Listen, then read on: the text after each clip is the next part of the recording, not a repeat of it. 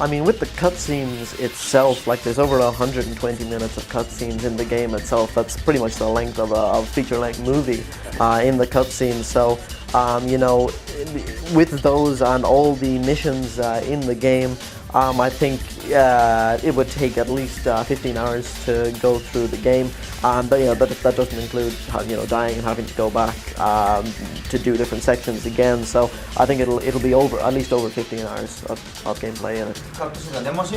Well, for the cutscenes, they are all directed by Shimomura-san, who also did the cutscenes for DMC 3, and we kind of leave all that choreography and that kind of thing onto him, and he really does an awesome job on that. In terms of the scenario and the characters, yeah, I do a lot of the work on that together with Itsuno-san, the director of the game. We work together with a lot of that at the start of the project, you know, as the director, everybody works under him. The game system itself, I pretty much leave that kind of role up to Itsuno-san. Most of the time that I spend, or the biggest part of my role, is to getting the game out to as many people as possible, communicating what the game is, and getting really the balance of the game right. That's my job. That's my role in the project.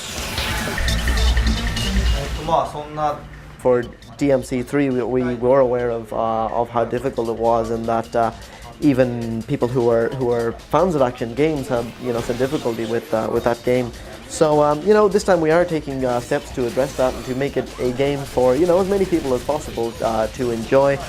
We have a tutorial mode at the start. We have a tutorial stage at the start. We have an automatic mode for people who aren't good at action games.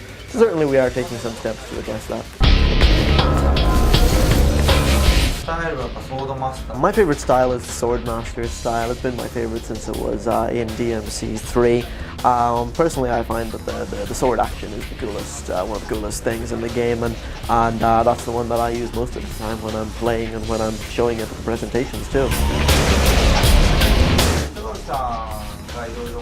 Personally, I haven't really been paying much attention to what Itagaki-san has to say. Some members of my staff or some members of the media sometimes tell me, Itagaki-san said this or he said that. But to be honest, I don't really pay that much attention. I haven't played Ninja Gaiden, and I don't really pay much attention to what rival makers are doing. But if he considers Devil May Cry a rival to the games that he's making, that's fine with me. I don't have a problem with that. Personally, we make the games that we want to make in the Devil May Cry series, and we see the other games in the Devil May Cry series as being our rivals, and personally I see Devil May Cry 1 being the biggest rival that I have, and I think that I have to make a game that's better than that.